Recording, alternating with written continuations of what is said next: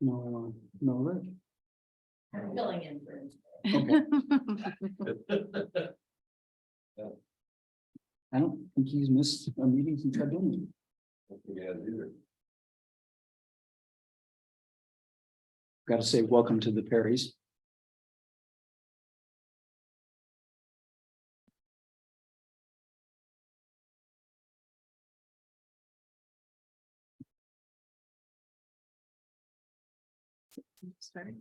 I guess it is. It's 8:16. Well, welcome everybody. It's February 14th. It's Valentine's Day. Happy Valentine's Day to everyone. This is the Whatcom County PUD. And I'm going to open the regular meeting of February 14th. And let's start with the Pledge of Allegiance. I pledge allegiance to the flag of the United States of America and to the republic which it stands, one nation, under God, indivisible, with liberty and justice for all.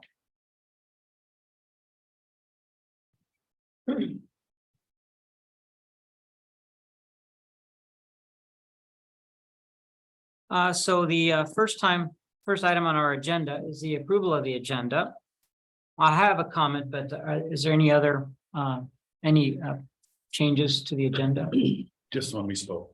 Okay, so John, you and I spoke about one change the agenda to move the subject of water rights adjudication out of executive session and to old business under B.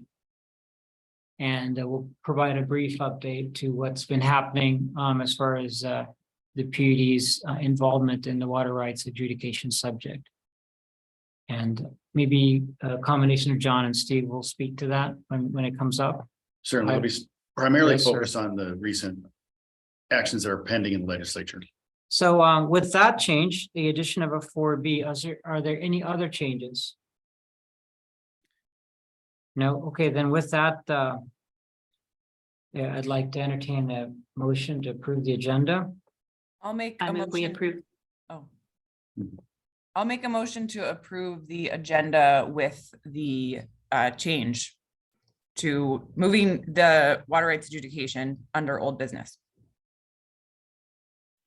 Second. There's a motion and a second. All those in favor, please signify by saying aye. Aye. Aye.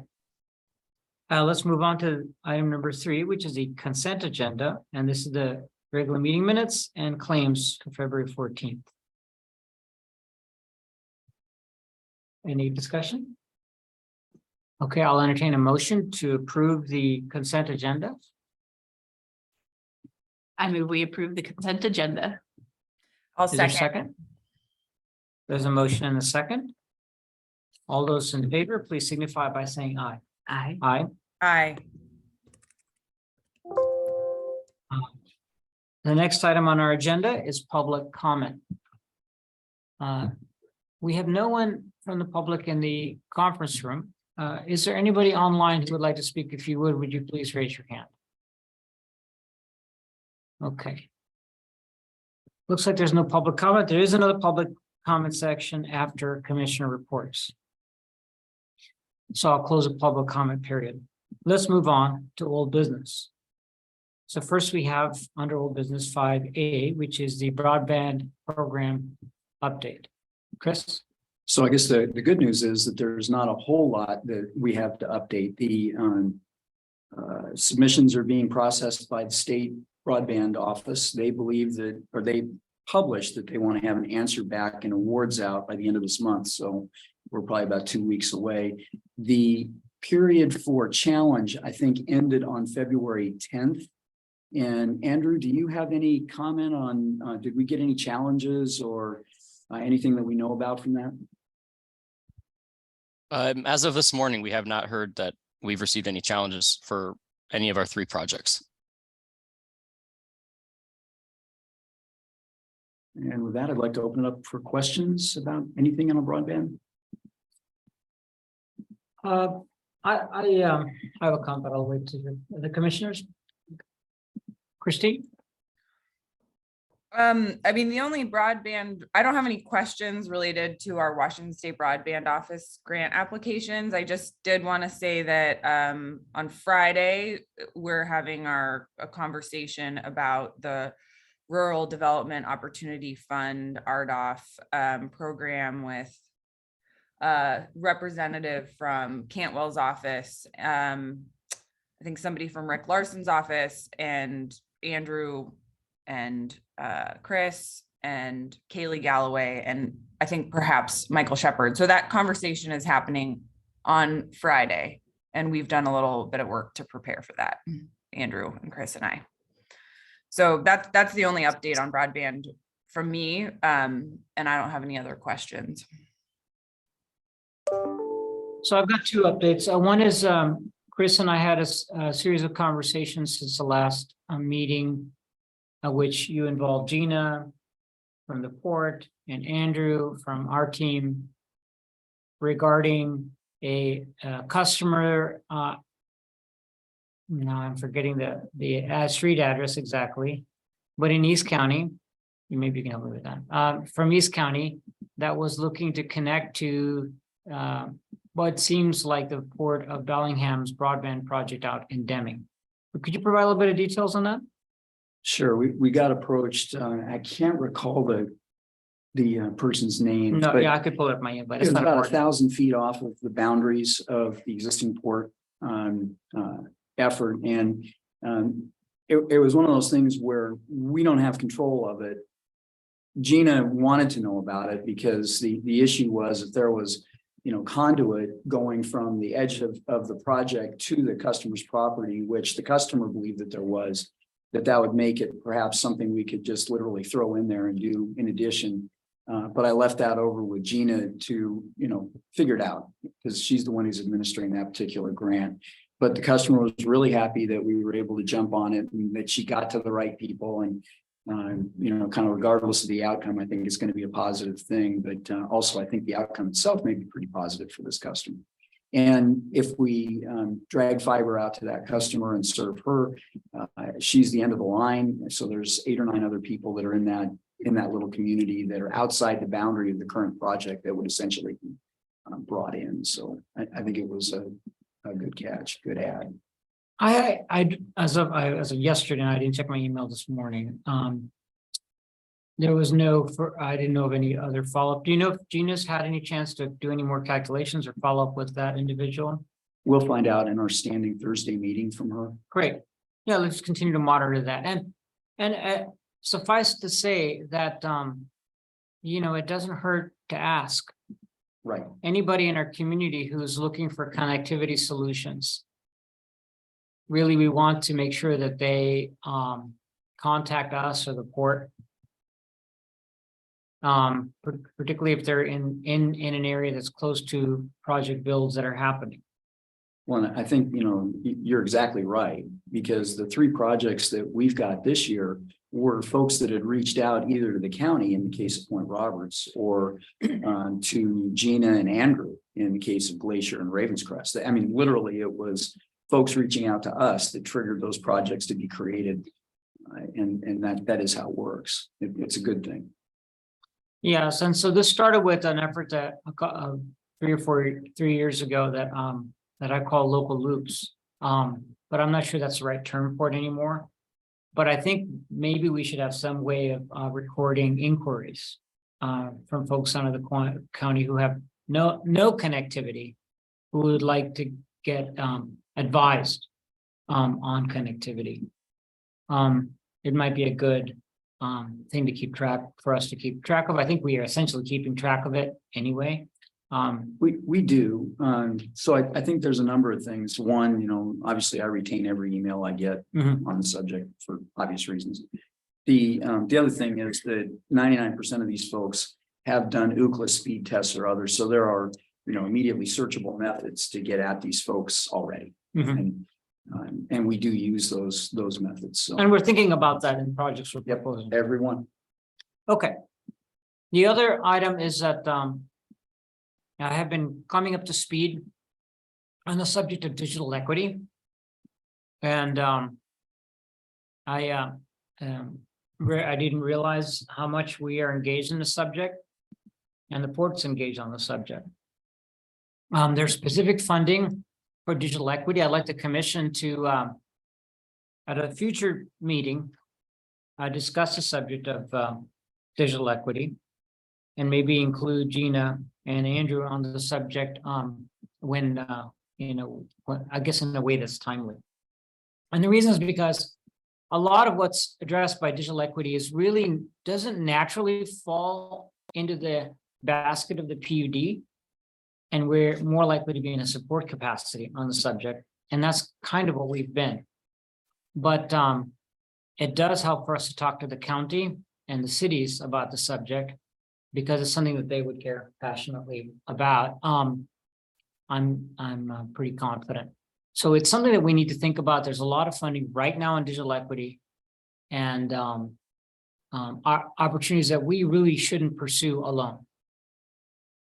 It really should involve the local governments that are more involved in social housing and other types of issues. So I'd like you to if think I about may- putting that on the agenda in a future discussion. Yeah, we're convening, so you've opened up a whole big effort that we haven't really talked about, but let me talk to Gina and Andrew, because we are trying to figure out how to do the equivalent of a broadband action committee that focuses on this, and there's funding through WSU. Andrew and Gina both are working towards obtaining that. It's not timely today, but Right. just so that you know, Commissioner, we are pursuing that full tilt. That's great to hear, but I also wanted to take this opportunity to hear from the other commissioners to see if there's kind of support from the other two commissioners on the subject of this investigation. So, Oh, absolutely. It's actually something that I talked about during campaign season was digital equity. Yeah. Okay. I think it's really important to me, and it was one of my interests in running for office. So you'd be supportive of that being discussed in our broadband program? absolutely. And Okay. it sounds like Chris already has his thumb on. Okay, Mhm. Commissioner Grant? Absolutely, yes. Let's get it on a Okay. future agenda, and would love to hear from from Andrew and Gina on what they're already working on. And I know Wapuda also has a lot of resources on digital equity, and they've done a lot of work investigating that too. So yes, fully supportive. Great, and then I just wanted to make sure, because, we don't talk except in commission meetings, so I wanted to make sure that, I assumed that it was something that the whole commission was supportive of, but I wanted to make sure that we talked about it before asking staff to make a presentation on the subject. So.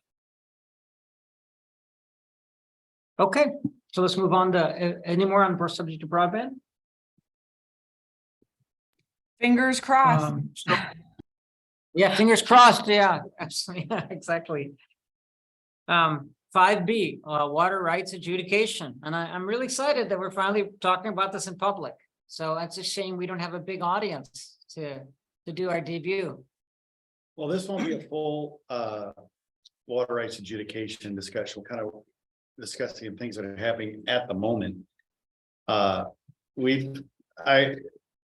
spent the last 4 or 5 months working with the other key larger water right holders in the basin in Whatcom County and the ag community on some concepts that might help start some processes to streamline the adjudication, and to start in early phases of looking at some longer term solutions. This is going to be a slow, methodical process. You aren't going to jump to a large solution basin wide for everybody in one immediate step. It's going to take a number of years of negotiation. But the first step here is 2 things that, and we'll talk about 3. We'll talk about a bill that's in the legislature that we've worked on, a budget proviso that'll be going forward today and tomorrow, and then a letter in support of that, general letter in support of funding. So the bill today is focused primarily on Whatcom County and YRO 1 adjudication to provide the authority of the court to adopt special rules of procedure. To give some detail, the way a lawsuit and this is a lawsuit, adjudication is at its core a lawsuit in Washington State. It's a little different than other states, but in Washington, it's a lawsuit commenced by the Department of Ecology. And the respondents are all the people who may claim a water right in the basin. And this is happening again because the tribes asked for state general adjudication, so they will be part of this general stream adjudication as well. So the way a lawsuit typically starts is, as a lawyer, I have the authority to sign a summons and a complaint, and then we go serve a party, the defendant, and then we have to return a proof of service to the court that we served the summons. Uniquely, the state statute, I'm just giving you one example of some internal conflicts that we think exist in the adjudication statute. In the adjudication statute, the ecology goes to the court to order a summons. So unlike the AG can't just sign a summons and deliver it, the court has to order the issuance of a summons at the request of the department. Then there's a return of proof of summons, and I can't tell you what that really means, because typically we say return of proof of service. So why would ecology return a proof of summons when it's service that they have to provide? Then there is a deadlines for when someone has to respond to that service of summons. So a party has a certain amount of time to respond, and if ecology can't find the person for personal service, they do it by publication. And after publication, there's a certain time frame to respond. So the deadlines for response could be all over the map, and it's unclear as to when those would start and stop for different individuals. So we felt there's a provision in the statute that's at a point of filing the evidence. Let me back up. So the way the process would be is first they file the summons, get the order of the summons, and they serve the parties with it. And then there's a deadline for the parties to file their claim. It's not the evidence in support of the claim. It's just, this is what we believe under oath is our legal valid water right. Then there's a certain amount of time to provide a response and submit your evidence. So in that later part of that statute, it gives the court some authority to adopt special rules for that particular adjudication. And we felt it was important that the court has that authority early on, initially, to set rules and procedures. So we all have a standing rules from the beginning, and it provides some streamlining of the process. Let's be clear about when someone has to respond to the summons. Let's be clear about some of these processes. So the lawyers aren't spending all their time working through the statute, but the layperson can understand what their deadlines are. So we have these provisions that allow the court to order special rules of procedure limited to the WIRA one in the Nooksack Basin. And we did that because we thought that won't draw attention from the Roosevelt Basin, although we hear they may be interested in this, but it's intended to really streamline and provide some clarity for all people for the processes. So we worked with the tribes, the county, city, Bellingham, the community to draft this legislation. The tribes have taken a neutral position on this. Ecology is not taking a position at this time. They're going to wait to see what happens at the hearing today. But all of their edits that they've commented on have been incorporated. So we're hopeful they'll at least take a neutral eventually or a supportive position. I think it works for their efficiencies to have this go through.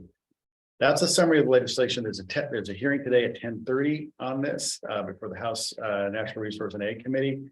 If we're still in meeting, I'll be stepping away to give some brief testimony on it. So that's the bill that's pending. Steve? Just a real quick, it's my understanding that PUD legislative committee, the Whatcom legislative committee, and the RAC subcommittee on water resources have all provided full support. Great. So for those who couldn't hear Steve, he was saying that the WPUDA, and the WIRA one groups have all come out in favor of our budget. The legislative amendment. The legislative amendment, thank you. That's So- correct, yeah. So that's the first piece. And then the other piece that we've discussed at great length, if there's any questions on the commission on that.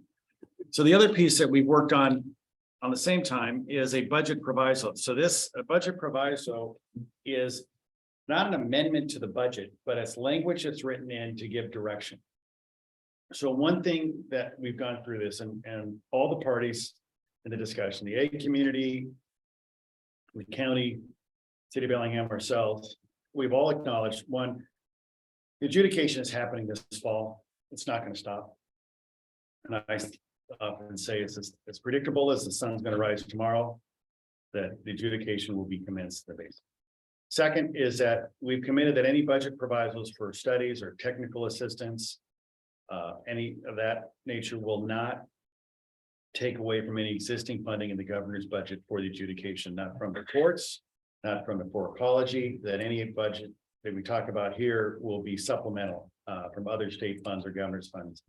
So there's a budget proviso that will be proposed that will in basically three or four primary areas. Will provide additional over 2 years of $150,000 a year from the general fund for the state to the state's engagement with the federal government, tribes, water users, local governments on a process that could result in a federal Indian water rights settlement through the Nooksack Basin and then provide a report. So that's to try to help the state participate in some larger settlement discussions. So we need that funding from the state to get into some broader base discussions. Second, proviso is similar funds through Whatcom County pursuant to an agreement, which would likely be a grant agreement to provide technical assistance to water users in the basin with regard to filing adjudication claims. This would not be legal assistance, but it would be an education process to water users, be small or large, government, tribal, water associations, small water users, for how to file claims and what is needed to be, what information they need to gather, and what QI is versus QA, what information they may need to fill out the claim. And there's $150,000 for the next 2 years each year for that. And then third is $350,000 each in the next 2 years, so total $700,000 to Whatcom County as a fiscal agent for the Water One Water Management Board in support of collaborative water supply planning. And there's been we had a lot of discussion about how this would work, but I think it's really settled into letting the Watershed Management Board continue its role, work on, it has a draft regional water supply plan. It has an implementation strategy that has a lot of solution ideas. I know the county has one large scale study going on through Anchor Environmental on a contract for some large scale solution opportunities. But there's a lot of issues about how to implement solutions, how it integrates with water law, what can be, so you produce more water available in the summer. What does that mean? How does it really affect other water users or beyond the tribal in-stream flow rights for fish? So this funding would, again, county would be a fiscal agent for the Watershed Management Board to support collaborative water supply planning and to work specifically also on the feasibility of water solutions and facilitation of mediation amongst the ecology of the county, the PUD, Bellingham, Lummi Nation, Nooksack Tribe, and others. And the specific funding allocations would be determined by the Watershed Management Board. And this funding would only be available after the filing of the adjudication. And no funding for the Nooksack adjudication be used to support these activities. So this $700,000 too is all separate from any adjudication funding. So that's a budget proviso that the tribes support, the county supports. We've indicated the PUD support for this funding. I believe the city will come to that point. The county clearly does as well. So the way this would work is. So which WPUDA subcommittee are you referring to? Not WPUDA. So within WPUDA, there was a discussion at last week's legislative update. So it's all the folks that tune into that call on Thursday morning, and I was there. Bill Clark talked about it. Bill Clark talked at length about it. He's very eloquent, and everybody was, there were a couple of comments, but they were really positive. So, It's not a formal support. It's just general heads nodding. Yeah. I believe that's a good characterization of it. Yeah. And it may move to more formal support from WPUDA. This is just daylighted this week, right? This budget proviso. We finally came to agreement on the terms Monday. So it was preliminary discussions, I think, in the proviso with WPUDA last week. Now, the tribes and the county will be taking this to the state senators and representatives to have this added to the budget as a proviso. It serves as a direction to the agencies of how to spend money. It's not regulatory, but it's a directive. And it's typically is followed by the agencies and the governor's office because they don't want to block the legislature for future rounds. Who will manage that education piece? That'll probably be determined through a grant allocation. So the fiscal agent is to be, it's going through the county as it is to be appropriated it's provided solely to Whatcom County pursuant to a written agreement to provide technical assistance to water users in YRO 1. So we foresee that would be a grant to Whatcom County. Whatcom County could in turn use these funds to give their own grant to a WID or to, you know, a water association group or however. I think that's all how it's going to be administered would be to be determined, probably in a grant agreement. Okay. Commissioner Grant? I don't have any questions or comments. I've been in close touch with John. So just three things. The discussion that we had with Laputa truly was a daylighting discussion. It was the first time most Laputa members had even heard about this. I mean, they knew about the NUCSAC education, but not about what John has been doing and leading. So, you know, Bill introduced it that way. It was more to get kind of a reaction of the government relations people and those who track the legislative sessions. So that's the first thing. And that, in my opinion, went very, very well. The second thing is, second and third things is how this, I would characterize this. So it wasn't that the tribes or ecology were in favor of it. It's they weren't opposed. And you know, that's a slight difference, but I think a significant one. I think I would say echo that significance of that is that's what we had the governor's office involved in this as well, I should say. And that was the question from the governor's office and ecology is, are the tribes opposed? We say, we think they'll be neutral. They said, okay, that's fine. And likewise, the Department of Ecology is their choice is other. So I think that's the equivalent of not opposed. And we've heard they may evaluate that after today's session. So I've Chris, go ahead, Steve. Just a quick comment, Oh, we got it. the legislation on the adjudication law that has been submitted and is being heard today. Well, PUDA actually came out, they prioritize bills that have anything to do with water supply. They rank them as high, medium, and minor. I think it's minor. And this bill was put on in the section of medium with full support from WAPUDA as an organization. So that's not the budget proviso. That's the bill on the adjudication language. So here's a situation where Bill Clark's position and influence at WAPUDA is definitely coming in beneficial. Knock on wood, I hope there's never a situation where Whatcom PUD's and Bill Clark's objectives are dissimilar. But it's certainly benefiting from that as it relates to support at that level. So I want to make a comment first. And this is to the more sort of the public. The people that are in this meeting largely are would understand this point, but it needs to be in the record that well, since I've been a commissioner, which is for 4 years, I don't recall discussing the adjudication in public, really, to any degree. Steve, you can tell me when did the PUD discuss the adjudication in public? Probably not much, right? Yeah. So the reason that's important is that this is a big step of many meetings and many executive sessions where it's been a topic.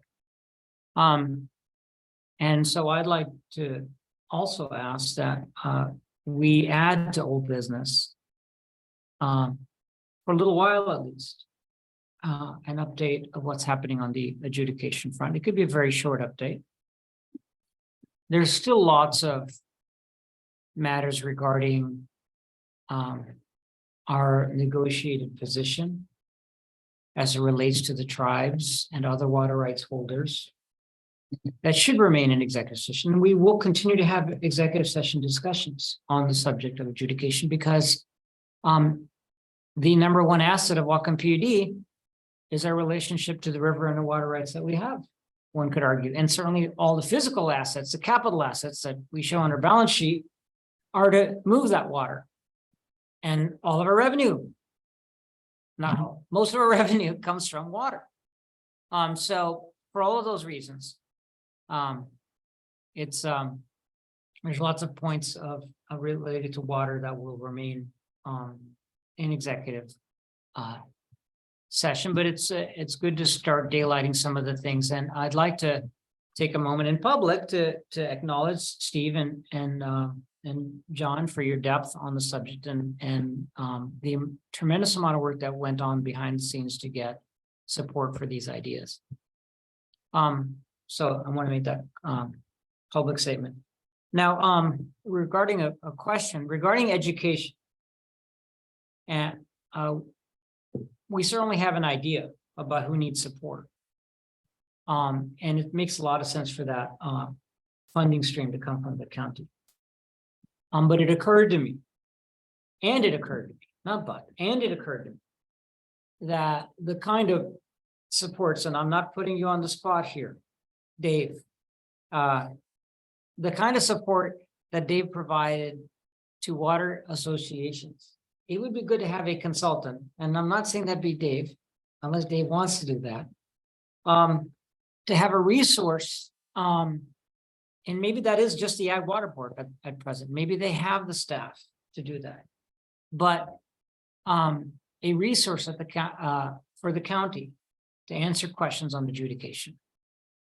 Because we may think we know everybody who needs support, but I guarantee you there's a whole lot of others that we have no idea about.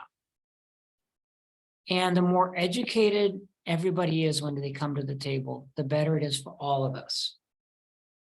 So we should really be trying to raise the awareness and education of the subject. Now that we're daylighting, I also want to daylight that I think that it's really important that when you enter any litigation type situation, for everybody to put their best foot forward, to have their best competency, because that's what gets negotiated settlements or legal settlements, frankly, done in the least painful way. The more people are insecure about what they have, the more likely the process is to be inefficient. So everything Whatcom PUD can do and the county can do, and city of Bellingham can do to be prepared, and other water rights holders can do to be prepared and informed and educated in the subject, and educate all of our, even people who are counterparts. It's in all of our interests for us to be that competent. So I just want to introduce the subject. I want to talk more about education. That's probably one thing that we should talk about at our next meeting too, on this, how to raise the bar and raise the education level in this county on the subject. Because I think it's in all of our interests for our community to be competent and educated on this subject. So on that education side, I think how and who is to be determined. There's a lot of discussion, focused on ag users, and we had one time two separate files, one focused on ag, one focused on other water users. We decided to combine this because there didn't seem a reason to separate it. I specifically used the example of Dave Olson, someone like Dave Olson for the small water associations, be them Group B. Sorry, Dave. Or Group A of different sizes. We said the WIDS or the ag board for the ag community.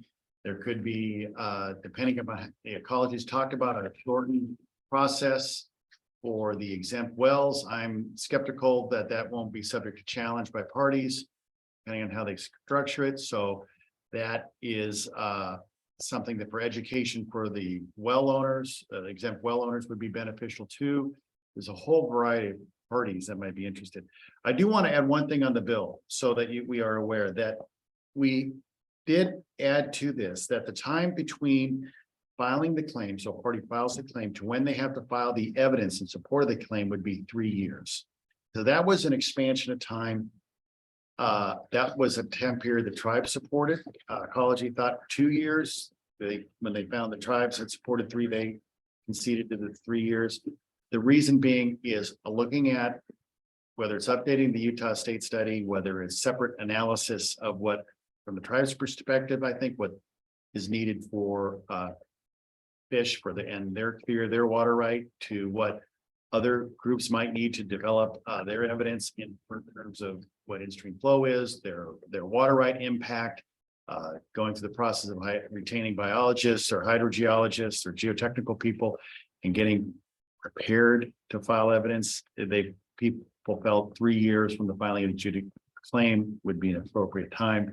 So just as the adjudication process, if this bill passes, you will see the adjudication file in 2023, likely a deadline for filing a claim sometime in 2024, and then evidence supported by 2027. So we are starting a long journey in an adjudication process. And the thinking is that we won't get to any substantive discussions on what might construct a resolution until people have at least filed their claims, not the evidence, the claims, because we need to know what the demand is.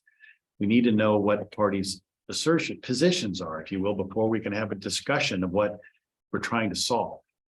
So that's just kind of a detail of time. The third thing, if I could move on to it. Third thing is Steve drafted a letter. I provided some suggestions, as did Chris, of a draft letter to the governor with copies to the state agencies. It's really support of the collaborative efforts of the Nooksack Watershed Working Group to find solutions to the water resource demands in-stream, out-of-stream in Whatcom County, and seeking funding and ideally through the Watershed Management Board. So we have a letter asking for that budget proviso in support of that. This would be a letter signed. I think all the commissioners have seen this letter. It would be signed by the president on behalf of the PUD. And so if this letter that you've seen, we sent out again yesterday, I think, if it meets with your approval, I would ask that you authorize President Deshmani to sign the letter on behalf of the commission. Unless there's any questions, we can talk about the letter, but. No, I just want to highlight that the importance of the Watershed Management Board in the fourth paragraph to me is really important. And I do have a follow-up question, but after we, regarding the Watershed Management Board, after we complete this item. Do we need to make a motion, John? I think a motion to authorize Deshmani to sign the letter on behalf of the commission would be appropriate. Okay, I'll make a motion to authorize President Deshmani to sign the letter on behalf of the commission. I second. There's a motion and a second. All those in favor, please signify by saying aye. I Aye. Aye. So regarding the Watershed Management Board, If I may, commissioners, before we leave that, as soon as it's signed, we'll go ahead and scan it and then get it up on the website. So it'll be there for the public and everybody can see it. one of the things is important opportunity is that this is a recognition of the role of the Watershed Management Board at a state level. We haven't done a lot of that. And I think that's a positive, a really important step. And I think in the budget request, I don't recall if the language specifically referred to the 5-year work plan. It could be a good opportunity to get state essentially concurrence to the Watershed Management Board's role and that $350,000 under the purview of the Watershed Management Board in undertaking the 5-year work plan. Just in the budget language, it might be in our interest to do that. So I would say we had the draft, preceding draft on this. I had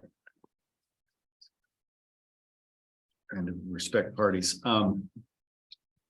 There have been other references to other tables and solution ideas in the draft proviso. We had suggested that that be replaced with reference to the draft water supply plan from the Watershed Management Board and the 5-year implementation strategy. We felt that was broad enough. As we discussed things, we oiled that or broadened that out even more general, that to be provided to Whatcom County as acting as a fiscal agent. This is for the studies and solution side on number 12. To Whatcom County acting as a fiscal agent for the Watershed Management Board. And then the funding to be utilized in a specified manner for water supply solutions, facilitation, mediation. Was funding allocation determined by the Watershed Management Board. Okay. We felt that I didn't language. remember that. Thanks. Yeah. That's Yeah. really- We felt that language broadened it out. We didn't need to specifically call out the implementation strategies or other tables or the draft water supply plan. It would, the breadth of this gave room for everyone. Is there still a separate budget request from the executive's office for adjudication? That he made that request. I do not believe it made it into the government budget. Yeah, I knew it didn't make it in the budget covers, but is there, He they're made- still pursuing it? To my knowledge, it's not, it's a dead issue. And I think that the county executive, is still out of the country. Mhm. And on his return, I think there's going to be more discussion about this legislation as well as the budget proviso and how the county executive's concept of solutions table, how this can all be melded together and provide, and that he and the county can provide some leadership on this. So I just understand, the county tribe support of the budget proviso doesn't mean it ends up as a proviso in the budget. It's a long way from here to Tippy, as they say. So I think the parties are speaking with Senator Shoemake today about this, and we'll speak to the other representatives this week about having it, and senators about having it put into the budget as a proviso. Again, it's not a line item in the budget, it's a directive to how to spend general state funds. just a real quick follow-up, John, I don't think you mentioned it before, but this is a budget proviso. It's a change in the Department of Ecology's budget, but a Department of Ecology can't ask for it. Right. So, yeah.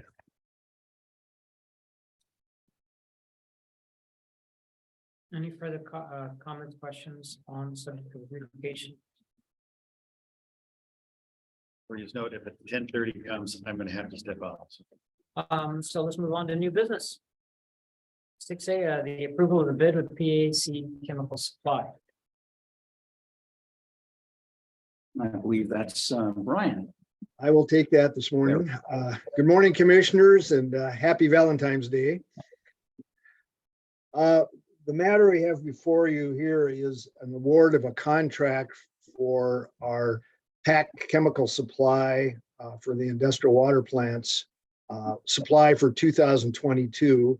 And we're recommending that award go to Whatcom Canada, Inc. In January of this year, our staff, Kurt and Garrett, prepared and issued a solicitation for bid proposals for the supply of that chemical. On February 3rd, that was the deadline for submittal of bids. We only received one, and that was the Whatcom bid.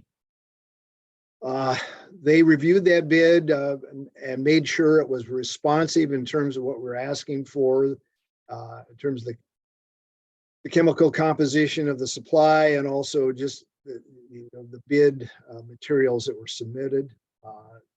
They determined it was responsive. Their proposal was a price of basically 0.77 per pound for the chemical. That amount is about 8% higher than what we were paying last year. However, for our budget for 2022, we'd actually projected we would spend maybe upwards of 20% more than we spent in 2023. 2023, our actual expenditures are about $352,000 on chemical. The budget for this year is $440,000, and the chemical supply bid about 8% increase. So we're confident this will have no impact on our 2023 budget. With that, the real issue for us is the turbidity in the river and the flashiness of the river and how often that occurs. And so that will really drive our cost how much chemical we use because of turbidity conditions, more so than the price per pound for the chemical. So I'll stop there to see if you have any questions. The other thing I will mention just briefly is that we did reach out to 3 companies that we've done business with in the past. And 2 of the 3 declined to bid because of their own circumstances, the cost of the materials, supply chain disruptions, and transportation kept coming up as among the reasons for not bidding. So we're confident in this supplier, even though we just got a single bid. This is the supplier we've been using for the last 3 to 4 years. So with that, I will again recommend that the commission consider awarding the bid for this chemical supply to Whatcom Canada. I just have one quick question, Brian. In the memo you put together, you said that you put the request for bid proposals was advertised in the Bellingham Herald. I'm just wondering if there's are there any other places we should be posting our bids for proposals, or you know, how do we, I mean, because obviously when we get more bids, we end up with more competitive pricing. And I know you just said you reached out to 3 other companies, but I guess this is more of a general question for how we do procurement. Just wondering if you could elaborate a little bit on how we're trying to maximize the number of bids that come in for things like this. Yeah, unfortunately, this is a very thin market. There are not a lot of suppliers of this product, and particularly in the volumes that we use. And so we did have inquiries from several others besides the 3 we targeted, but they just determined, either they didn't have the type of chemical we needed or could produce that kind of volume. So I don't know that a broader reach in terms of advertising in this particular case would gain us anything. It's a pretty well-known market for this type of chemical. It's different than some of our other bids where we'll advertise much more broadly. Everything from not only the Bellingham Herald, but the Seattle Times, the different utility organizations, NWPPA, WPUDA sometimes. So generally we do cast a broader net, but in this case, it's such a known market that we didn't feel that it was necessary. I don't know if that answers your question, but. Yeah, thank you. The other thing I'll just throw in is a Brian Walter's political comment. One of the problems here with this chemical is the ingredients in the chemical are mostly provided from overseas, and in particular, price of aluminum is a big factor in the price of the chemical. So. Mm-hmm.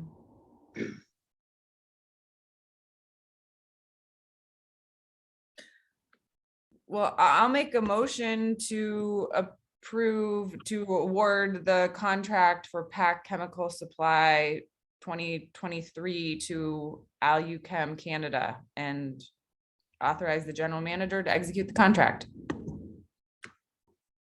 Yeah, I'll second that. There's a motion and a second. All those in favor, please signify by saying aye. Aye. Aye.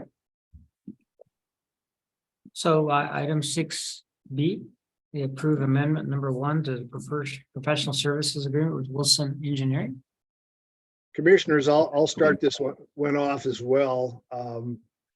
What this amendment is just a term extension for Wilson Engineering. We currently have a professional engineering services degree with contract with Wilson Engineering, and we would like to extend that contract an additional 2 years, so that if the amendment's approved, that contract would run through December 31st, 2024.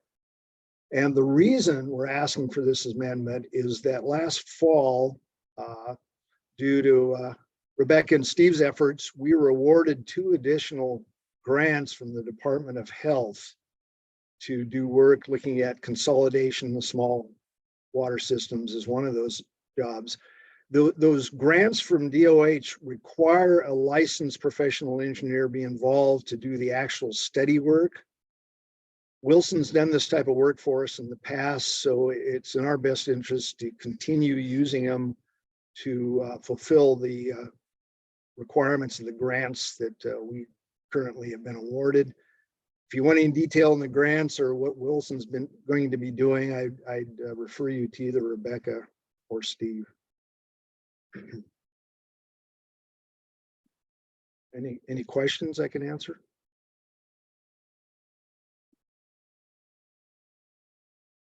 I should also mention that the extension of the agreement is basically just that overlying document. The actual study work that Wilson, if approved, would be doing for us the scope will be in a work order along with a budget for that scope of work. So that's a separate action that'll come later. What do we expect the expenditures of this component to be? I'd have to refer you to Rebecca on that one. Okay. Rebecca, you got any? Or Steve. Or Steve, yeah. The dollar amount? Yeah. Probably, it's gonna be under $10,000. Yeah, so we're just taking advantage of the fact that they're licensed professional engineers to essentially sign off on a component of a study that we're undertaking. Yes, and all of our cost will be coming from the grant, so there won't be any additional cost that the PUD will be experiencing. Rebecca does have her hand up.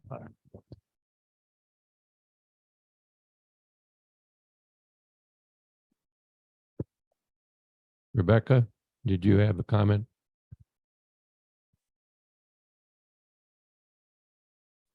Hi, can you hear me now? Yes. Oh, Yes. just briefly, the total grant amount is $70,000.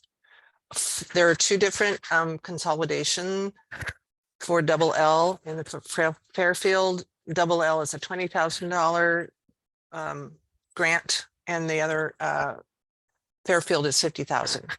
So all the funding, that the work that will be done by Wilson and Dave Olson will be through that grant, with minor grant management by myself. And this does reserve Wilson so that if any other consolidation opportunities happen in the next couple of years, that we should be able to move forward with studies on them. Just very quickly, the reason that we've got the two grants and one was for 50 and one was for 20, because the recommendations coming from the Department of Health was that they wanted both studies done, but they ran out of dollars to completely fund the second one for $50,000. In our discussion with Dave Olson, Dave figured that understanding that both of these would potentially be connected to our system at Grandview, that he and Wilson could conduct both studies for the total of 70,000. How many people would be impacted by these consolidations for Fairfield and double L roughly? I would have to Fairfield, I believe. Okay. go ahead, Steve. Go ahead. I think Fairfield has about 50 customers in the park, and double L is not quite as many. I think it's probably around 20 to 25. And the conditions of the water quality in the two parks are two different situations. One is dealing with arsenic and one was dealing with lead and magnesium. And both have had discussions with us over the years about the possibility of connection. Both parks are now owned by one individual who purchased the parks about maybe 3 years ago. Okay. Thank you. And I want to remind the commissioners that these studies that we're talking about don't actually fund any of the capital costs of consolidation. That would be something else. It would help determine what those capital costs would be, how you would conduct the consolidation, and then You know, it may very well be that the potential systems decline. They don't want to spend that money. They don't want to do it. And that's their call. Yeah, because I totally agree with that. And I think that the odds of both of these systems moving to a point of potential connection are probably higher because of the one single owner now looking for a way to resolve the water quality issues. Especially want to remind the commissioners that the study may come out and say, yes, it should be consolidated and here are the capital costs associated with that. We would bring back a proposal to you to actually do the consolidation, and that's separate. From And of this. course, last year we approved a policy to govern this kind of study. Right. Opportunity that when you go through these feasibility studies and determine those capital costs, there's a potential, not always the case, but there's a potential for a portion or all of the capital cost to be picked up through additional grants. So Okay. Well, I'm ready to make a motion. Should I? Okay, so I'll make a motion to approve amendment number 1 to the standard agreement for professional engineering services with Wilson Engineering. I'll second that. There's a motion and a second. All those in favor, please signify by saying aye. Aye. Aye. Thank you. Thanks. Thank you, Brian. Let's move on to 6C, rate policy presentation. Who's doing that? Morning, This Commission. will be Annette Smith. Good morning, Anna. Sorry, I jumped the gun there, Chris. Good morning. We are in the middle of a rate update with FCS Group, and a couple questions have come up, and Chris and I discussed, and we thought this would be a great time because we have a relatively new commission to go over some kind of high level ideas and also some internal or informal policies that I have been using, and we kind of established a while ago and are still following, and just kind of highlighting those and also getting your feedback on those.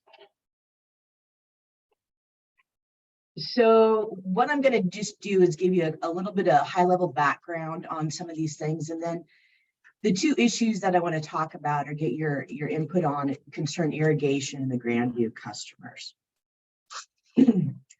So the first thing I wanted to do is I wanted to just give you a high level look. You probably already know this, but just to make it a little bit more visual of what our system looks like.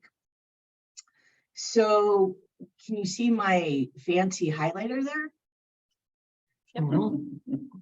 This is where we're at over here at the PUD, and we're next to the plant 2, our water treatment plant, and they pull water off the Nooksack River and it flows down the Alder Grove Road pipeline. And that's a 24-inch high pressure pipeline that feeds out to the Cherry Point service area. We also down in Ferndale have plant 1, which also pulls off the Nooksack, follows Douglas Road down to the Cherry Point area. Now this is all non-potable or non-drinking water. Brian previously talked about a chemical bid. So it is a treated water, but it's not to the point of drinkable. So we get the big particles, the big dirt that come down the river out of it before we send it off to our customers. Now along these lines, we also have various irrigation outlets. So you know, farmers, the bulk of them are just little hobby farmers, but we do have a couple larger ones there. So the farmers, the irrigation, and then this big service area is what constitutes our industrial water system. The other water system that we deal with is the Grandview, and this little one up here, and it kind of incorporates 3 light industrial parks up there. And that has a potable system and a non-potable system. And the non-potable previously was mainly fire to supply fire supply. We were having difficulty in that supply because it was pulling out of a pond. And so when the fire trucks would open up a hydrant, sometimes rocks and mud would come out. So what we did, which was a great thing, is we in 2019, this map is not up to date, but we built a pipeline along Vista Drive here, and it connected our industrial water system, non-potable water, into the Grandview non-potable system. So we have a much more reliable supply and a cleaner supply for that non-potable system in the Grandview service area. So that's kind of the overview of the two water systems that we asked the rate consultants to look at. Any questions on that slide? Nope. Okay, so we hired FCS Group to do a rate study, and just kind of a high level look at what a rate study and what it constitutes is the revenue requirement. And so that's basically how much revenue do you need to raise. Not only does that cover, what it takes to pay your bills, but it also would cover things like if you're building reserves, you need to build that in. Any use of your fixed assets, which a lot of times deals with depreciation. So we use depreciation a lot of times, and we do in our policy also, kind of as a guideline to make sure that we're recovering the cost of the assets that we're using. And then we also have bond covenants can be incorporated in there. Like, are we getting enough revenue to cover our debt service? The second piece there is the cost of service. Basically, how much does it cost to serve the different pieces? So the easy one here would be like the Grandview. So we know is a high level how much it might cost to run the Grandview system, but how much of that is determined to be the cost of the potable side versus the non-potable side. A lot of what that drives that is our allocation methodology. And so that is something we'll talk about later. And a lot of that is how you allocate the general type costs along those lines. And then the third piece there is the rate design. How are you going to recover that revenue? The big one is the fixed versus variable. And, there's all sorts of philosophies on how to do that. But that's kind of the high level look at what a rate study covers. Any questions on that one? No. All right. So this is kind of an ugly slide, but you need to know it. So this is the average cost of our water systems, of our, the high level, the three different categories here. And like we said, the industrial and the irrigation all is off the same system. And it's a large system. It's a really large system. And so what I did is I took the variable and the fixed revenue from each year and then divided it by how many gallons we actually sold for the year. And then coming up with the average cost for water. And so you can see the industrials, it's not too bad, and irrigation is below that. Now, Grandview is significantly higher. And part of that is because Grandview is a potable system, but the bulk of it is Grandview is a tiny system. And, and when you have annual revenues of $250,000, one pipe repair can be easily as much as your annual revenue. So Grandview has always really struggled in that. So that's just to kind of give you a little bit of perspective of what we've been dealing with. Any questions on that one? I have a question. Yep. Regarding Grandview, if we benchmark against other public water purveyors in terms of the dollars per million gallons, where do we come out? We're higher. I haven't looked at all of them. I did look at Clark because they are the only PUD that serves more water than we do, provides more water, and they're mainly residential. So the source book, the WPDA puts out every year, has some of those benchmarkings where you can compare to the other PUDs. And our benchmark is basically the industrial cost. So it's right about $2 per 1,000 gallons, which is what their quantity. And Clark's is at $3.38 per 1,000 gallons for potable.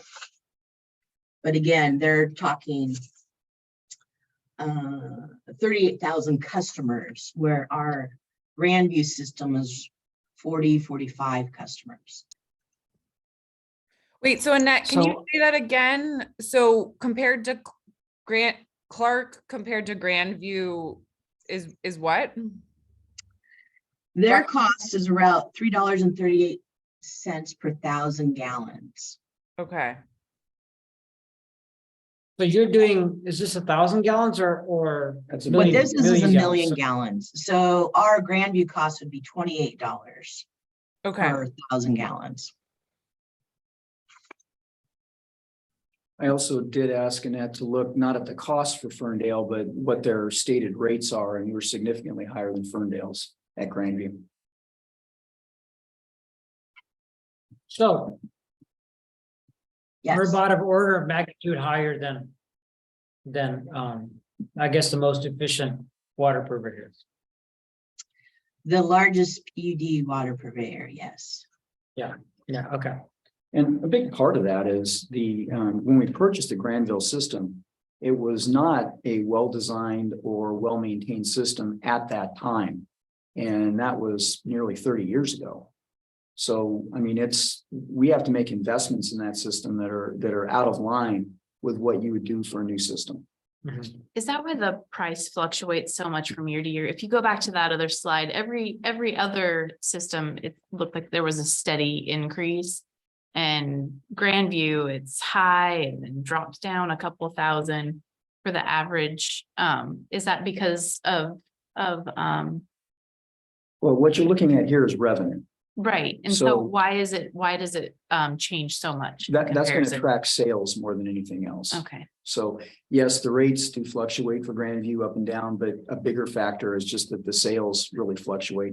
On the industrial side, the sales are pretty steady. gotcha. But with any kind of commercial or residential, you do have all kinds of fluctuations.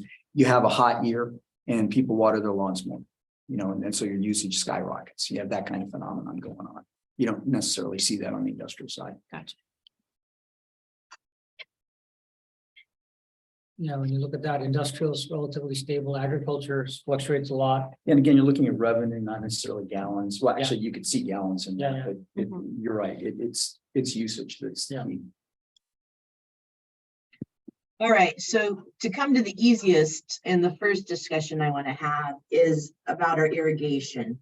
A number of years ago, when we were working on rates, and we were doing, especially when it was coming up with the Plant 2 water rebuild, and we were looking at some significant rates in the industrial system, it was decided, or I was guided to kind of cap the irrigation rate increases to 5% per year.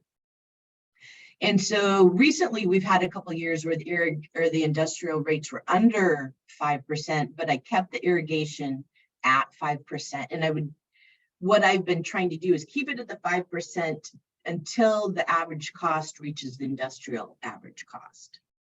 And so that's what I've been working off of, but that's the first one that I wanted to get your feedback on, if you agree with that, if that needs to be changed. And what guidance do you have for me on that?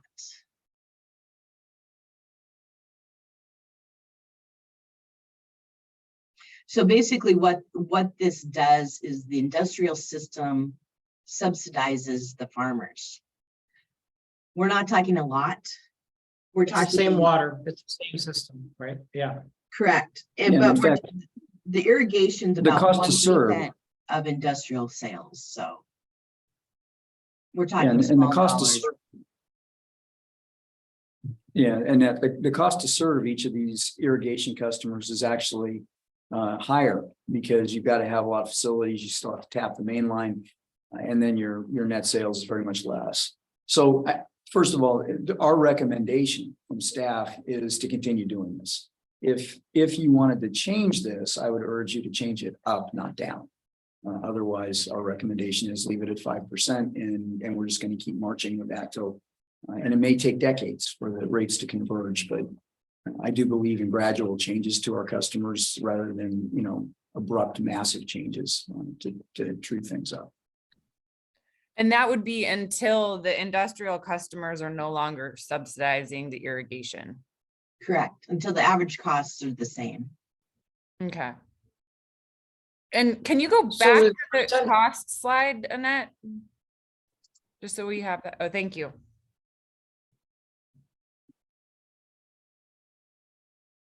And again, the irrigation numbers are incredibly dependent on weather. I don't know. I just have this theory that if it's not broke, why fix it? Doesn't sound like there's any pushback from anyone on that. And if that's the recommendation of staff, I don't see why we would change it. Yeah, what we're trying to do is kind of daylight some of these things because there's no law of physics or law of man that says this is how you allocate costs. And this is how we've been doing it. This is our latest COSA.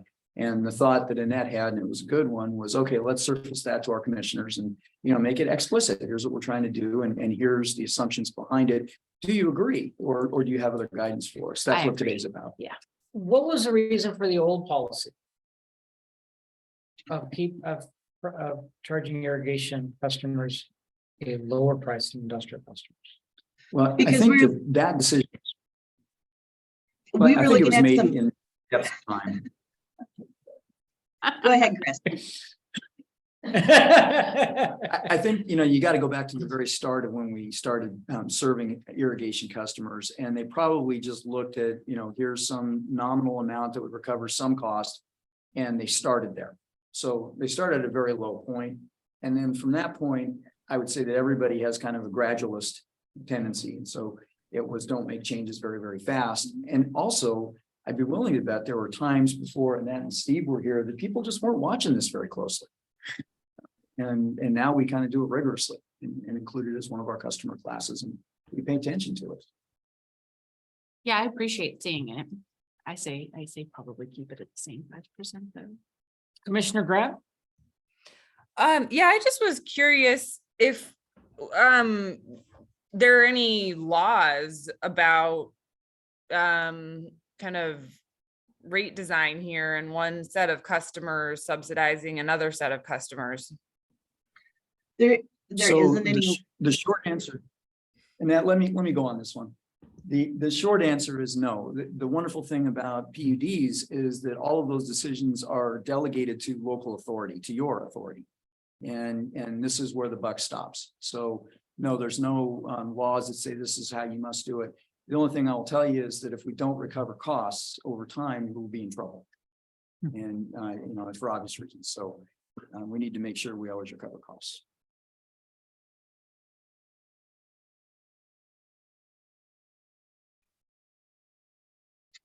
all right.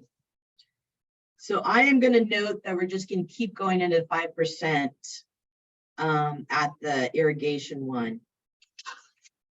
All right, now. So let me talk about that a little bit more, Annette. And remember, So, this is the easy one. yeah. So regarding this 5%, if we raise industrial costs as we will do, there will be increases in the industrial costs as well. Then these two numbers will converge more slowly. And so I'm wondering if it makes sense to increase 5% over the industrial rate increases, so that we will have a predictable time when the two prices will converge. So you're saying if the industrial rate's at 10%, we would increase irrigation at 15? Well, yeah, otherwise, if you keep it at 5% annually, it will actually diverge. The two would diverge greater.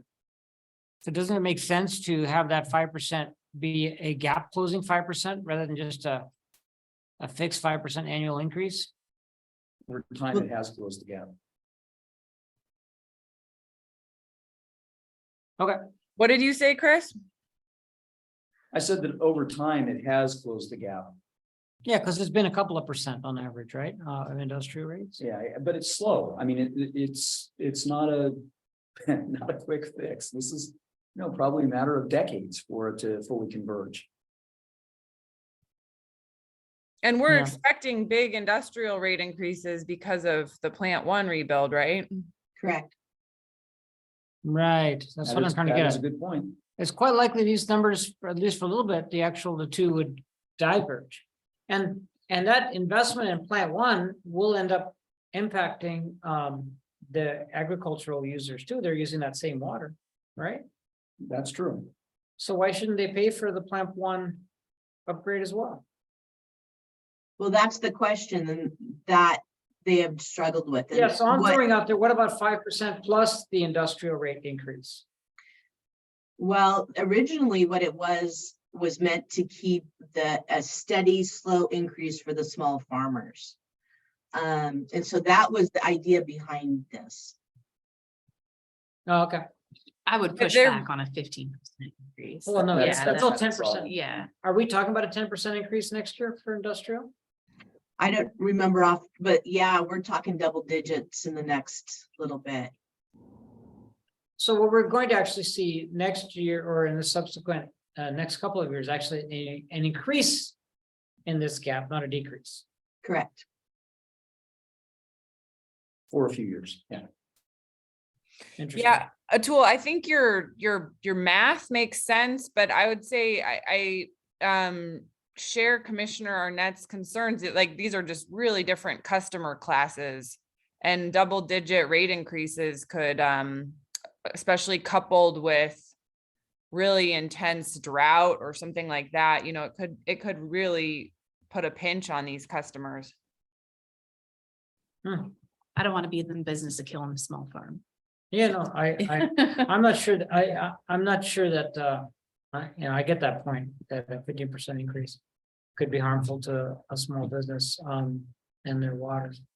I'm just recognizing the fact that this 5% will take a long time. Yeah. To close the gap. We believe it'll take a long time, Right. yes. Okay. Okay. All right. Decades. Okay. Now onto the harder one. Okay, so we actually started dealing with Grandview in what I found is like 1993, and we were contracted to just help manage this water system. And slowly over the years, that grew more and more. And in 2004, well, the original idea was as these industrial parks grew, the original owners would get paid off a portion of the connection fees. Well, they didn't grow. And so in 2004, it was renegotiated and we came up with a settlement and bought them out and got them out of the system. Well, as Chris alluded to, the Grandview system was not the most maintained system and has ongoing some issues. And so back in 2004 and the next several years when we were running the system full time, the thought was and the feeling was that the city of Ferndale could potentially come in and take it as part of the city's system. And so what we did for a while is we kept it as a separate system. And we kind of treated it not just another utility under the PUD, but one that we could easily peel off if the city of Ferndale came in. Now, when my predecessor, Barb, started looking at it, she realized that the Grandview system was not being billed for any kind of cost recovery. And so in 1 year, they did have a 75% rate increase. And so that brought them closer, but it did not totally close the gap on what is their cost. And so as part of that, keeping it a separate system, instead of allocating them a full percentage piece of all the admin staff and the general expenses, we limited the admin labor to what a water consultant or a water manager may cost. So originally it was like a $4,000 a month cost is all we charged the admin system, or no, excuse me, $4,000 a year. And then for the admin expenses, we kept that at expenses that they truly would have if they were a standalone system. So for example, insurance. If they're a standalone system, they would still have to pay for insurance. So we would allocate that. But maybe the cost for the copier in the office here or some other admin type expenses we did not allocate to them. And our allocation that we have typically used is all of our operating labor hours. So what the water operators and what the electricians, their labor hours spent on each of the utilities. And so the 2023 budget operating labor, you can see it was like, for 2023, the industrial water is right about 80%, Grandview would be about 7%, and electric would be about 12.5%. But the 2023 budget, because that labor has been allowed to grow, but they're not, again, getting that full allocation. So they're only at 0.5% of the admin labor. And for the general expenses across the board, it's about 3.5%. So it's slowly been increasing. You know, the hope was that the Grandview system would start growing again and getting more customers, and then we would have more leeway to get some of these back up to what they really are. So what this equates to is that the electric and the industrial system are subsidizing Grandview still. So, you know, in that bottom lower left box, if we were this year, based on 2023 budget numbers, bring it to full allocation, we would have to add roughly another $150,000 on top of their gross operating of $260,000. So that'd be another huge increase. Now the Grandview, because of what they are, they already have some good rate pressure and increase in the allocations. We have that Vista Road project. Steve did a really good job to get that cost to Grandview as low as possible. That Vista Road line extension is actually off the industrial system. It's considered an industrial asset, but because it does not benefit any of the industrial customers, it only benefited Grandview. Grandview is the one on the hook for the cost of that. But Steve was able to work with the EDI board, and we got a $800,000 grant and an $800,000 low interest loan to cover that Vista line extension. But Grandview still, what I've done is set up a 30-year payback to the industrial system for Grandview. Now in the 2023 budget, there was a couple of CIP projects that were, I think I used the very technical word fuzzy. So that these were 3 CIP projects that we weren't sure if they were going to happen or not. One of them was a repair to a road. One of them was buying some land, and we're not sure what the cost of that was. And because it was not a huge amount of money, and the electric system has some money in their capital system, I've set it up to potentially have a loan from the electric, but we don't know what that dollar is going to be. And then the LUD that was started in 2007, that is the LUD is a local utility district, and that's the assessments that we're collecting from customers to pay for a line extension that was done in 2004 that went under I-5 and went over to the other side of I-5 to serve some customers. There's lots of legalities behind it, but this LUD, we're getting to the end of it, and it is going to be short from what we've collected from the customers versus what we have to pay out in debt service. So that's another Grandview rate pressure thing going on.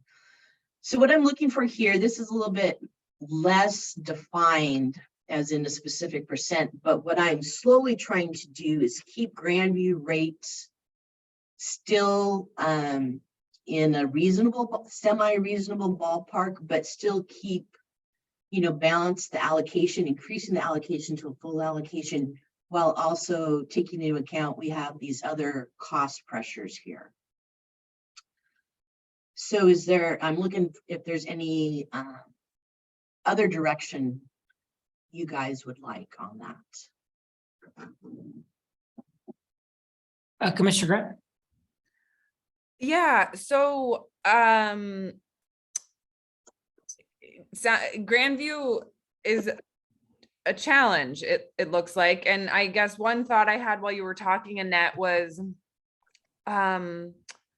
just, you know, whether there's any possibility that we could look to the EDI funds or any other sources of grants that would help us with some of these costs, because you know, it's costly to maintain the system, and it's, you know, essential to having industry and small business in that part of our county. So, I mean, is there any other ways that we could help get funding to support this system so that we don't need to look at such high rate increases for these customers? I mean, we can always look. Yeah, That Steve did, he saved us quite a bit of money. We got a $800,000 grant for Right. that Vista Road extension, which was, there was no way we could have done it without that. And then we have a low interest loan for another 800. well, and that's what made me think of it. I know that there's a lot of money in the EDI fund that and you know, when I was sitting on the EDI board last year, was it the year before, you know, there were projects in Linden, for example, putting in, you know, new infrastructure for small industrial developments and things like that. So I mean, I don't know if this would even be a possibility for any of that funding, but I guess I just wonder if we could look into it. I think that's a great idea for the capital type pieces. Yeah. But as far as just operating, Yeah.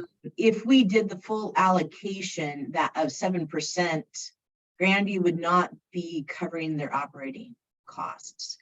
And that is not really something that you want to fund outside. You want to be able to at least cover your operating costs. Mm-hmm. Okay.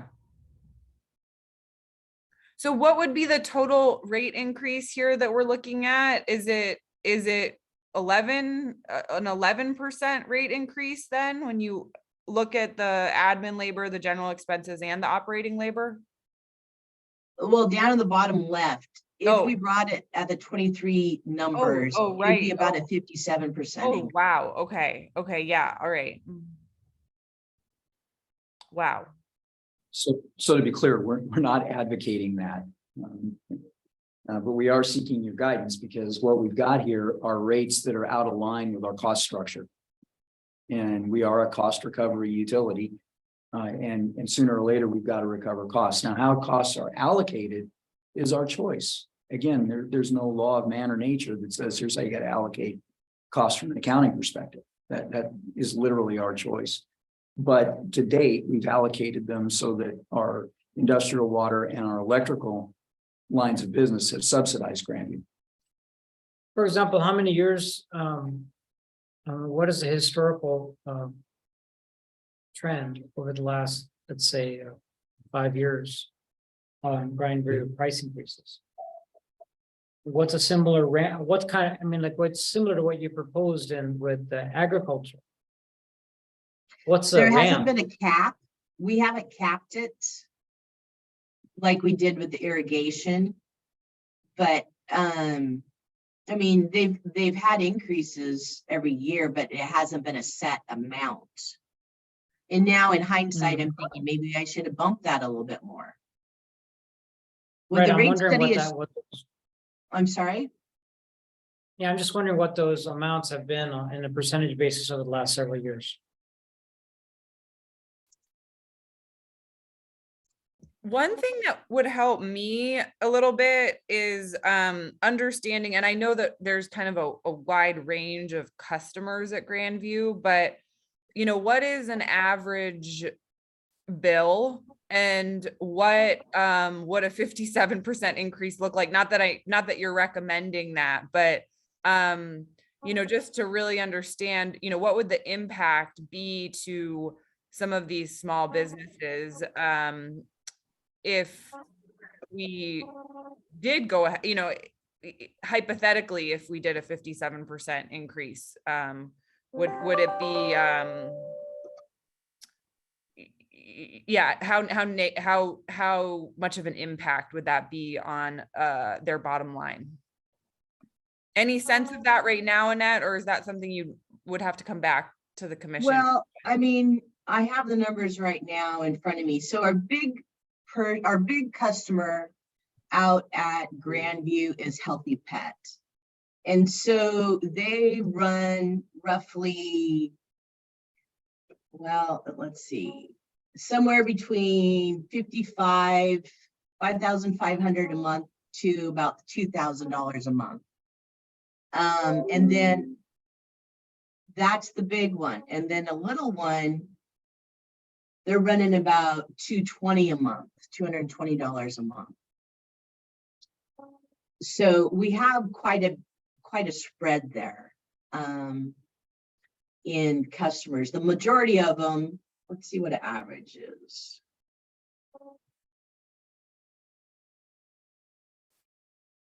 So an average is about $500 a month for an average customer, if you average all the customers. I feel like this is one of those things that it's clearly a puzzle, and just seeing it today, I don't have anything super intelligent to offer or maybe even ask just looking at it. So I wonder if we can just continue to ask questions. We're on a time crunch too. Yes, leave Sure. at 10:30. So I'm wondering if this is something that we can think about and get questions to Annette about. Well, we have our consultant on the hook. Oh, I see. And they need some guidance from us on what to put in the COSA. So they can come back and recommend, here's how your allocations look. And I mean, but for me, it seems like our similar ramp approach that was applied in the agriculture sector would be if you can come up with a recommendation for a ramp. That might be, well, I mean, way to address just it. rough numbers. If you do a 10-year ramp, it would be a 5% premium over planned increases. If you do a 5-year ramp, it would be about a 10% increase over planned increases. So it's kind of, I would say take it on a 10-year. That's more of a gradualist approach. And I will tell you that, whenever we have a customer that's having trouble paying their bills or they're just not paying, it's always Grandview. It's never one of our industrial or irrigation customers. So we know that there are some customers in the system that are marginal, and increasing costs may impact them negatively. But that's regardless of how much increase the costs. These customers, if we charge them nothing, might still be in trouble. So it's kind of a, there are marginal customers in there. I guess I would advocate closing it on about a 10-year ramp and getting that guidance from you guys. And that would be a more gradual approach to fixing the problem. Yeah, I would agree to that. It's a 10-year slower over There's that time. too. I mean, I think what we're doing here with the rate study, which I think Commissioner Grant and I remember if it was in last year or whenever, but we talked about this after some WPUD meetings, the importance of a rate study. And I think that that in and of itself is an important step for the PUD. I think doing modest, more towards the modest side of these kinds of ramps is the right way to do it.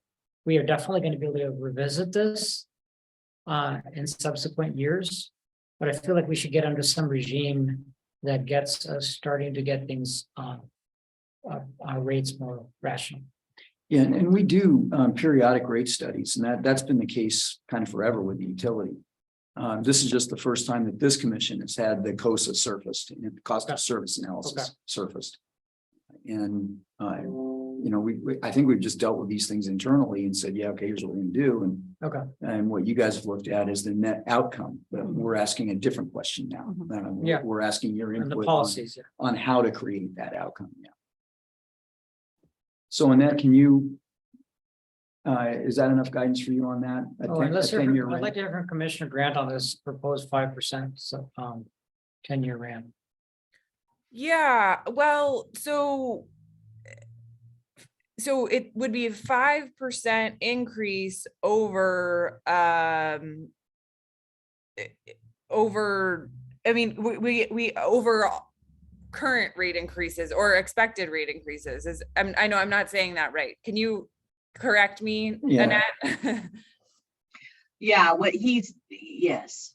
So basically,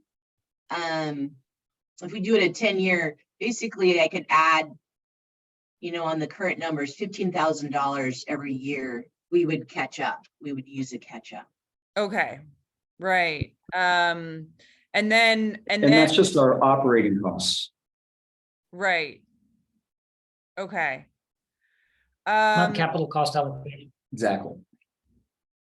So, Sorry to interrupt you, Commissioner Grant. so the rate increase would be more than 5% a year. Oh, yes. Right, right. Well, I mean, I'm fully supportive of getting the rates, kind of truing them up. And I mean, just if the average cost right now is $500, you said a month for the Yeah, that's, yeah. Grandview customer.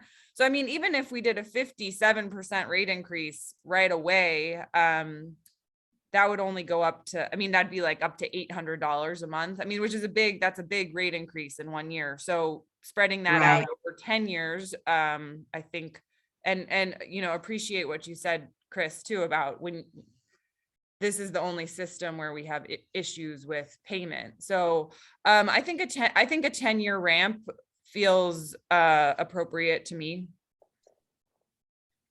at 5%. So basically adding the $15,000 a year. And that'll All true right. our operating expense. Right. Is this compared to previous years' price adjustments?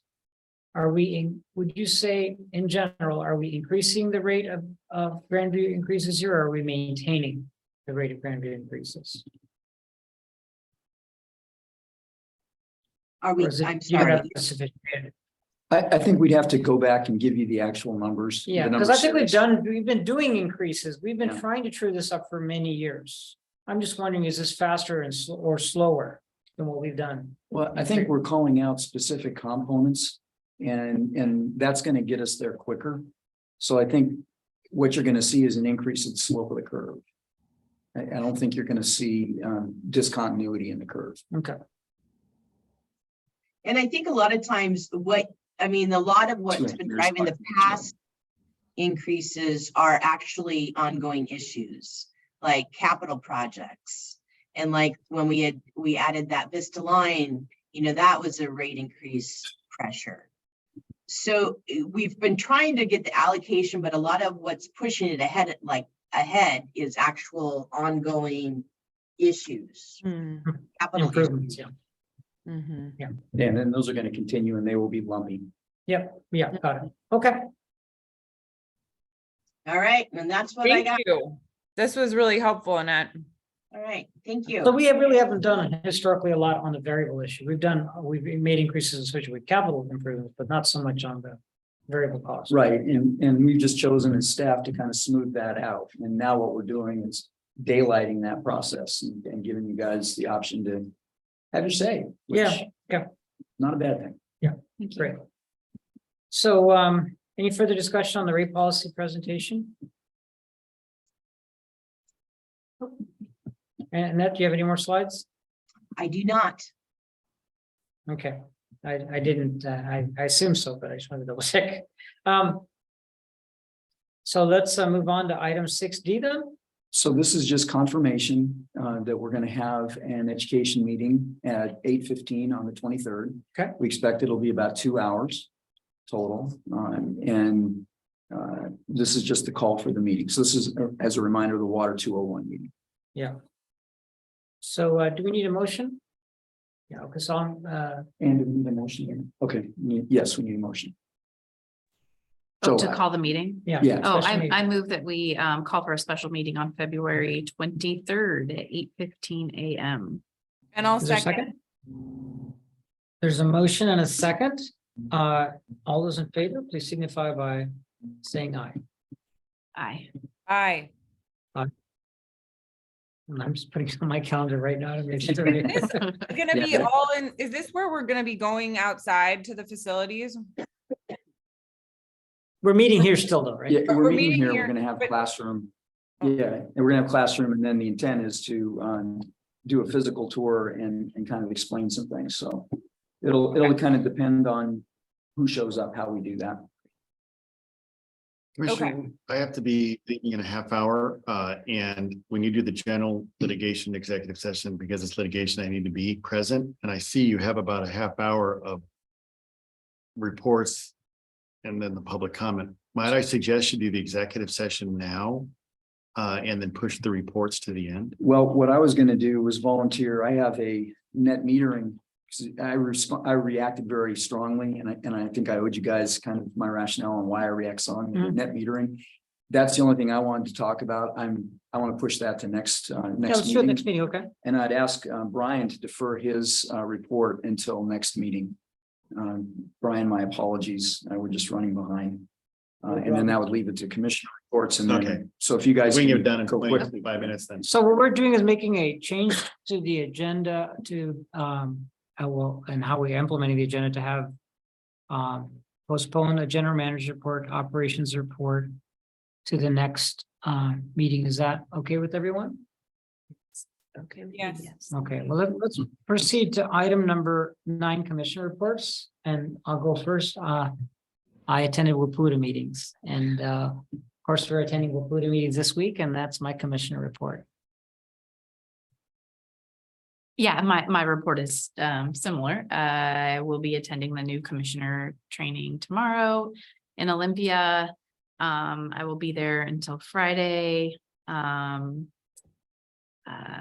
Yep, that concludes my report. Thanks. I am in Olympia at the WPUDA offices currently, going to be attending meetings all week through Friday as well. My only other addition is that I went to my first Energy Northwest Board of Directors meeting. The sort of big news from that is that Douglas County is now a member of Energy Northwest. And there was an insider director election to the executive board because of Will Purser's vacancy, who was not reelected in Clallam County. And Bill Gordon from Franklin was elected to the executive board. So learning a lot about Energy Northwest, had some great follow-up conversations with other members of Energy Northwest in the executive board and board of directors. And I'm eager to have a longer conversation about it with the commission when we have more time. That's it for me. Great, let's move on to public comment. See no hands raised and there's nobody in the room. So I will close the public comment period. Let's move on to the last item on our agenda before we adjourn, which is executive session. We're going to talk about general litigation. Yes, and so Commissioner Grant, there should be an executive session invite. If you're going to switch it over, maybe Mike Maycomer can tell us if that's the best way to do it. I don't see any other attendees, though. We can. Should I just go to use my, okay. Are you So okay? should I hop on that other link that you sent, John? Yes, I'll open that up. And Okay, I'm logging. Mike's gonna switch it over too. Yeah, whatever works for you guys. I can come in there and help you get switched over. Okay. Okay, I'm leaving this. Thank you, webinar everyone. and joining the other one. Great. And Mike, you have that there to join in? Well, I'll have to come in there and do it from that computer. Okay, come on in. Come on in. Kristen can see you guys. So I'll be in there in a second. Thanks, Mike. Yeah, I'll take